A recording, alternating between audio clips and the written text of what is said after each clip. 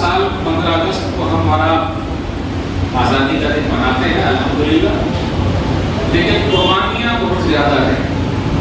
سونے کی چڑیا جی ڈی پی جو ہے اورنگزیب کے زمانے میں پوری دنیا میں نمبر 1 تھی۔ ابھی جو بھارت کا نقشہ ہے اکھنڈ بھارت، اس نقشے کو بنانے والا اورنگزیب ہے۔ آپ لوگوں کو نہیں پتا ہوگا، قربانیوں میں سے جنہوں نے قربانیاں دی ہیں ان کے نام کیا ہیں؟ اس لیے بولنے کی ضرورت ہے، اور اس لیے بھی بولنے کی ضرورت ہے کہ کچھ لوگ ایسے ہیں جو ہم سے ہی وطن سے محبت کا ثبوت مانگتے ہیں، یعنی ہم سے ہی مانگتے ہیں۔ اس لیے اس ٹاپک پر بولنے کی ضرورت ہے۔ وقت تو کافی کم ہے، لیکن پوائنٹ وائز ہم کچھ چیزیں آپ کے سامنے رکھیں گے۔ اگر کچھ بھی بھیجے میں گھس گیا تو گھس گیا، اس سے زیادہ کچھ نہیں کر سکتے۔ آئیے شروع کرتے ہیں دھیرے دھیرے۔ ہم سے ہی محبت کا ثبوت مانگا جا رہا ہے، یہ تو بہت بری بات ہے۔ وطن سے محبت، اور محبت ایک ایسی چیز ہے اس کو چیر کے دکھایا نہیں جا سکتا، وہ تو دل میں ہے۔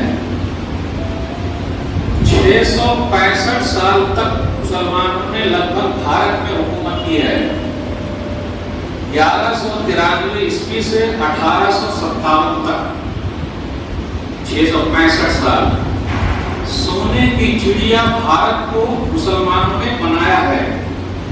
1 مہینے کا ٹائم لے کر آئے گی، وہ جو کوتوالی تھے، کمشنر تھے مسلمان، اسے لا کر کے بنارس کے 1 مہینے کا ٹائم۔ اب ڈولی سجی اس کوتوالی کے گھر، کمشنر صاحب کے گھر ڈولی جا رہی ہے شکنتلا کی، جو مادھو راؤ کی بیٹی ہے۔ یہ سب آپ کو نیٹ پر مل جائے گا، تو جا رہی ہے ڈولی۔ اب یہ کوتوالی صاحب جو ہے کمشنر صاحب خوشی کے مارے تو کہ مادھو راؤ کی بیٹی شکنتلا میرے گھر آ رہی ہے، لٹا رہے ہیں پیسہ۔ اورنگزیب فقیر کا بھیس بدل کے اب کمبل اوڑھ لیے، اور کمبل اوڑھنے کے بعد لائن میں وہ بھی کھڑے ہو گئے کہ دیکھتے ہیں کمشنر صاحب کتنا لٹاتے ہیں۔ جب اورنگزیب کی باری آئی، یہ بھی ایک فقیر کے بھیس میں کھڑے ہوئے لائن میں، تو پھینک کے دیا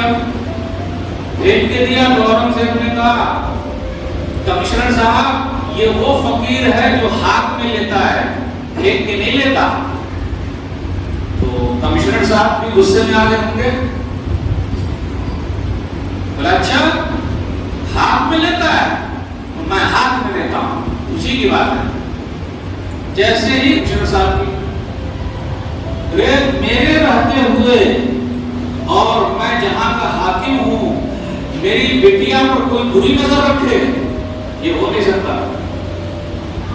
تو مادھو راؤ پجاری کی بیٹی کو بری نظر رکھتا ہے، تو یہاں کا کمشنر ہے، تو پورے علاقے کا بنارس کا دیکھ بھال کرنے والا ہے، اور بیٹیاں کو تو بری نظر رکھے گا؟ ایسے کمشنر کی ہم کو ضرورت نہیں، ایسے کوتوالی کی ضرورت نہیں۔ 2 ہاتھی بنائے اور 2 ہاتھ ادھر باندھا، 2 پیر ادھر باندھا، اور اپنے کوتوالی کمشنر کو پھاڑ دیا۔ یہ مسجد آپ کو نہیں معلوم ہوتی، کسی مسلمان کو نہیں معلوم ہے؟ کون پتا ہے مولوی صاحب ہم کو معلوم ہے؟ نہیں معلوم، نہیں معلوم ہے مجھے۔ ہاں بریانی معلوم ہے، روٹی اور ٹوٹی معلوم ہے، خان صاحب کا نام معلوم ہے، ہیرو ہیروئن کا نام معلوم ہے، یوٹیوب پر باتیں لکھ رہے ہیں صحیح باتیں۔ بولے جتنا ان کے بارے میں پھیلایا جا رہا ہے، اورنگزیب بھارت کا ایک ایسا بادشاہ گزرا ہے جس نے 50 سال تک بھارت کے خزانے سے ایک نیا پیسہ نہیں لیا، ایک نیا پیسہ بھارت کے خزانے سے 50 سال تک حکومت کی نہیں لیا ہے۔ ٹوپی سل کر، قرآن لکھ کر وہ اپنا خرچ چلایا کرتے تھے۔ اتنا بڑا بادشاہ جس کے زمانے میں بھارت اتنی اونچائی پر تھا، تو حق بات بول لیں، تاریخی حوالوں کے ساتھ بول لیں۔ چلیے یہ جو ہم اور آپ دیکھ رہے ہیں نا نقشہ، جب حکومت چھینی گئی تھی وہ مسلمانوں سے چھینی گئی ہے، اور آزادی کی لڑائی تو ہم اور آپ بولتے ہیں نا کب لڑی گئی؟ ابھی سے 1857 سے بہت پہلے کی بات ہے۔ اور ہمارے نشان کی لوگ بات کرتے ہیں प्रेसिडेंट रह चुके हैं। नौशेरा का शेर कौन है? 1948 वाला ब्रिगेड उस्मान। वीर कौन है? अकेला वीर है अब्दुल हमीद। कुछ नाम तो याद कर लीजिए। सिर्फ खान साहब का नाम याद रहेगा, खान साहब का नाम याद रहेगा। सबसे बड़ा चंदा भारत को अगर किसी ने दिया है, किसी ने दिया है भारत को बचाने के लिए, मीर उस्मान अली हैदराबाद के नवाब 5 टन या 6 टन सोना दिया था।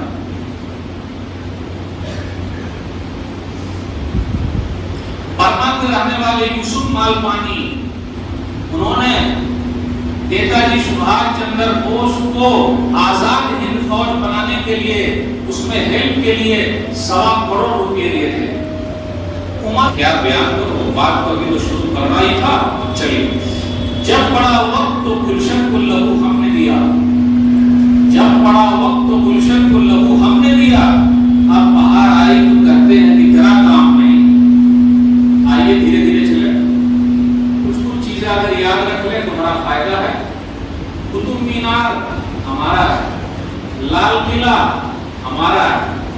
लाल किले पर 15 अगस्त को प्रधानमंत्री जी, ताजमहल हमारा है। शाहजहां जब जिंदा थे तब भी देते थे, अब मर गए तब भी पैसा आना उनके नाम पे। आपको सुनकर ताज्जुब होगा, शाहजहां की कब्र का पैसा अलग से है और पूरे ताजमहल का पैसा अलग से है। अरे वाकई वो लोग कुछ नहीं देने वाले थे तो काहे को रखे तो ताजमहल गिरा दो ना भाई, सबको खत्म कर देंगे। तो भारत ही का फायदा हो ना, खजाने में आ रहा है। तो जो बिल्डिंगें कब बनी हुई है वो भारत के खजाने में पैसा दे रही है। और अभी देखिए जो जो बिल्डिंगें बन रही है, अब आगे कितना खजाने में पैसा आएगा। तो मुसलमानों ने हमेशा दिया है, उसकी निशानी आज है और जब तक है अल्लाह चाहेगा रहेगी।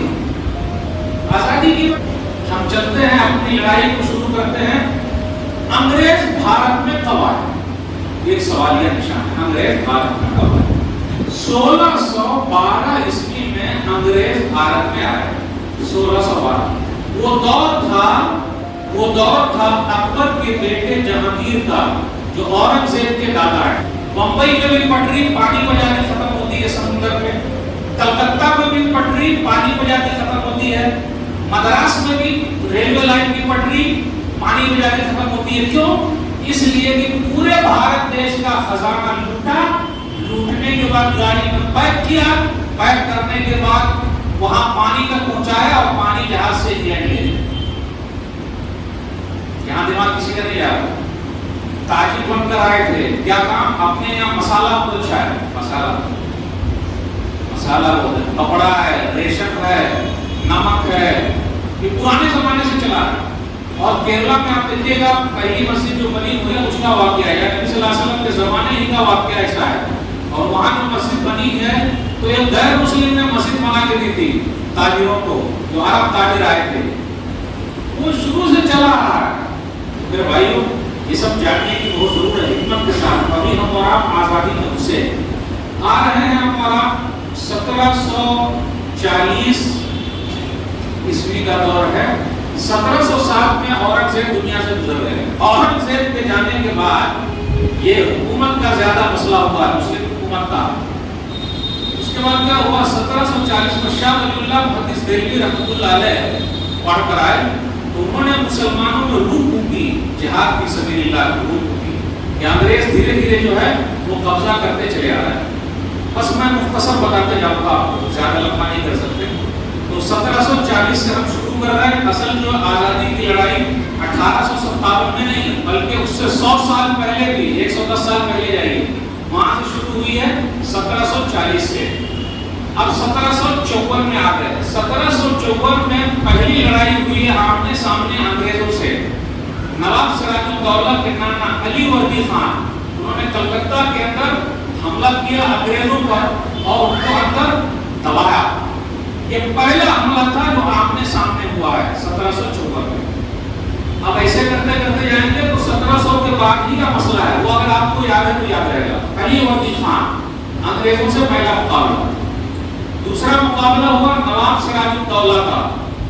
نواب سراج الدولہ 1757 میں نواب سراج الدولہ. نواب سراج الدولہ یہ پلاسی کی جنگ ہوئی ہے انگریزوں سے اور ان کی جنگ ہوئی ہے دونوں کی. نواب سراج الدولہ کی میر جعفر کی وہاں غداری ہوئی ہے میر جعفر کی اور وہ انگریزوں سے مل گیا اور نواب سراج الدولہ وہاں شہید ہو گئے. یہ بھی 8 بار کی لڑائی ہے. تو اس کے بعد سے کیا ہوا انگریزوں کا قبضہ بنگال میں ہو گیا پورا. نواب سراج الدولہ بنگال کے خاتم تک اس کا قبضہ ہو گیا. اب اس کے بعد 1764 بکسر کی جنگ. پٹنہ کے قریب ہے بکسر. جانتے ہیں آپ لوگ بکسر کو؟ پٹنہ سے قریب 130 کلومیٹر کی دوری پر ہے بکسر. تو یہ بکسر میں لڑائی ہوئی ہے 1764 میں. ایک طرف انگریز ہیں اور دوسری طرف 3 مسلمان ہیں. میر قاسم بنگال سے، شاہ عالم ثانی دلی سے، نواب شجاع الدولہ لکھنؤ سے. یہ تینوں آ کر جمع ہوئے تھے بکسر میں. جمع ہوا اور ایک طرف سے یہ فوج تھی انگریزوں کی. اب وہاں بھی کیا ہوا ڈیوائڈ اینڈ رول. کوئی مسئلہ ہوا ہوگا تو وہاں بھی مسلم لوگ ہار گئے.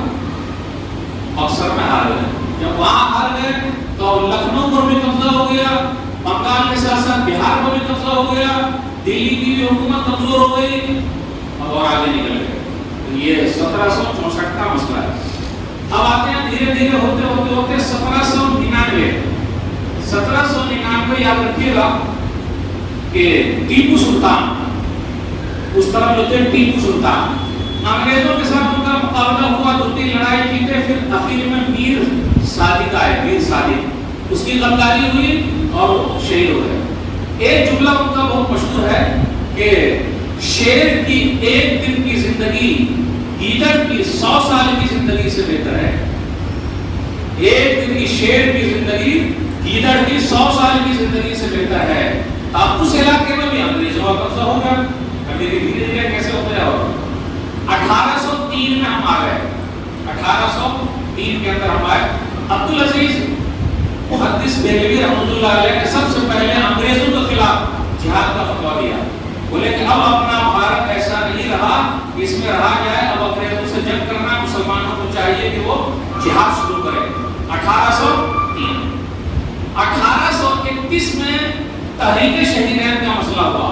تحریک شہیدین جس کا اثر آپ کے پٹنہ میں بھی ہے اور انہی لوگوں کی محنت سے ہم اور آپ آج کتاب و سنت والے ہیں. وہی تحریک شہیدین 1831 وہی لوگ آئے تھے یہ گنگا کنارے جس کے لیے علامہ اقبال نے کہا تھا اے آبرود گنگا وہ دن ہے یاد تجھ کو. اے آبرود گنگا وہ دن ہے یاد تجھ کو. اترا تیرے کنارے جب کارواں ہمارا. اسی گنگا سے کہا تھا. شاید کہ آپ کو نہیں معلوم ہوگا. نہیں معلوم ہوگا. تحریک شہیدین مطلب شاہ اسماعیل شہید رحمۃ اللہ علیہ، سید احمد شہید رحمۃ اللہ علیہ.